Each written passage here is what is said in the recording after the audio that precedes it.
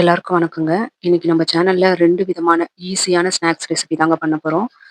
இந்த மழை நேரத்துல நம்ம இந்த ஸ்நாக்ஸ சுட சுட செஞ்சு சாப்பிட்டோம்னா, 10 சாப்பிட்டாலும் பத்தாதுங்க. இந்த 2 ஸ்நாக்ஸ் ரெசிபியுமே சட்டுன்னு செய்துடலாங்க. ரொம்ப நேரமும் எடுக்காது. இந்த வடை ரெசிபிக்கு உளுத்தம் பருப்பு ஊற வைக்கணும், அரைக்கணும் எந்த வேலையும் இல்லாம உடனே செய்துடலாங்க. மேல கிறிஸ்பா, உள்ள மெது மெதுன்னு உளுந்தம் பருப்பு மாவுல அரைச்சா கூட நம்மளுக்கு இந்த பக்குவம் வராது. ரொம்ப சுலபமான வடை போட தெரியாதவங்களுக்கு கூட ஈஸியா போட்டுடலாம். வாங்க ரெசிபி எப்படி செய்யறதுன்னு பார்க்கலாம். முதல்ல மினி போண்டா செய்யறதுக்கு ஒரு பவுல்ல 1 கப் அரிசி மாவு, அதுல பாதி அளவு 1/2 கப் கோதுமை மாவு, அதுல பாதி 1/4 கப் ரவை. இது 3ம் சேர்த்துக்கலாம். அரிசி மாவு சேர்த்த அதே கப் அளவு 1 கப் தயிர் சேர்த்துக்கணும். தயிர் எடுத்த அதே கப்ல 1 கப் அளவு தண்ணி எடுத்து வச்சிருக்கேன். இதுல முதல்ல கொஞ்சம் தண்ணி சேர்த்துட்டு கலந்து விட்டுக்கலாம். கலந்து வச்சிருக்க மாவுல 1 வெங்காயம் சின்னதா நறுக்குனது, 1 பச்சை மிளகாய் சின்னதா நறுக்குனது, கொஞ்சம் கொத்தமல்லி தழைகள். இது கூடவே 1/4 டீஸ்பூன் அளவு சீரகம், தேவையான அளவு உப்பு, 1/4 டீஸ்பூன் அளவு சமையல் சோடா சேர்த்துட்டு நல்லா கலந்து விட்டுக்கலாம். இதுல நம்ம ரவை சேர்த்துருக்கிறதுனால மாவு கெட்டிப்படும். தேவைன்னா கொஞ்சமா தண்ணி தெளிச்சுக்கலாம். தண்ணி ரொம்பவும் சேர்த்துட்டா போண்டா போட வராது. அதனால தண்ணி பார்த்து சேர்த்து கலந்து விட்டுக்கலாம்.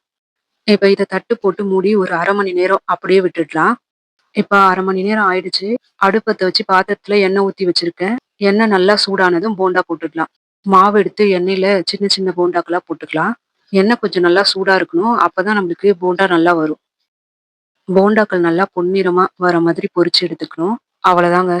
சூப்பரான மினி போண்டா ரெடி. இந்த போண்டா கூட எந்த சட்னி வேணாலும் வச்சு சாப்பிடலாம். இல்ல எந்த சட்னியுமே இல்லாம வெறும் போண்டா கூட சாப்பிடலாங்க. அவ்வளவு நல்லா இருக்கும். வீட்ல ஒரு தடவை ட்ரை பண்ணி பாருங்க. அடுத்து வடை செய்யறதுக்காக ஒரு பாத்திரத்துல தேவையான அளவு இட்லி மாவு எடுத்துக்கலாம். இதுல கொஞ்சமா கோதுமை மாவு சேர்க்கணும். கையில வடை எடுத்து போடுற அளவு தான் கோதுமை மாவு சேர்க்கணும். அதுக்கு எவ்வளவு கோதுமை மாவு நம்மளுக்கு தேவைப்படுதோ அவ்வளவு கோதுமை மாவு சேர்த்துக்கணும். 1/4 டீஸ்பூன் அளவு சீரகம், சின்ன துண்டு இஞ்சி பொடியா நறுக்குனது, பொடியா நறுக்குன 1 பச்சை மிளகாய், கட் பண்ண கருவேப்பிலை, கொத்தமல்லி தழைகள் கொஞ்சம். தேவையான அளவு உப்பு, 1 சிட்டிகை அளவு சமையல் சோடா சேர்த்துட்டு நல்லா கலந்து விட்டுக்கலாம். நல்லா கலந்து விட்டதும் எண்ணெயில போட்டு பொரிச்சு எடுத்துடலாம். நான் அடுப்புல பாத்திரம் வச்சுட்டு எண்ணெய் வச்சிருக்கேன். எண்ணெய் சூடானதும் மாவு கொஞ்சம் கொஞ்சமா எடுத்து அளவு சின்னதா போட்டுக்கணும். சிறிய அளவான வடைகளா போட்டுக்கலாம். இந்த வடை ரோட்டு கடை ஸ்டைல் வடைங்க. இதுல கோதுமை மாவு நம்ம சேர்த்திருக்கோம். கடையில சேர்க்கும்போது மைதா மாவு சேர்ப்பாங்க. நமக்கு வடை சாப்பிடணும் போல தோணும் போது இட்லி மாவு மட்டும் வீட்ல இருந்தா போதுங்க. இந்த வடை உடனே செய்து சாப்பிட்டுடலாம். இதோட டேஸ்ட்டுமே ரொம்ப ரொம்ப சூப்பரா இருக்குங்க. கண்டிப்பா வீட்ல ஒரு தடவை செய்து பாருங்க. வடைய திருப்பி திருப்பி விட்டு நல்லா பொன்னிறமா பொரிஞ்சதும் எடுத்துடலாம். அவ்வளோதாங்க. 2 சிம்பிளான ஸ்நாக்ஸ் ரெசிபி ரெடிங்க. இந்த மழை நேரத்துல இந்த மாதிரி செய்து சாப்பிடுங்க. இந்த 2 ரெசிபியுமே உங்களுக்கு புடிச்சிருந்தா நம்ம சேனல சப்ஸ்கிரைப் பண்ணுங்க, சப்போர்ட் பண்ணுங்க. நன்றிங்க. அடுத்த ஒரு நல்ல ரெசிபியோட நான் உங்க எல்லாரையும் சந்திக்கிறேங்க.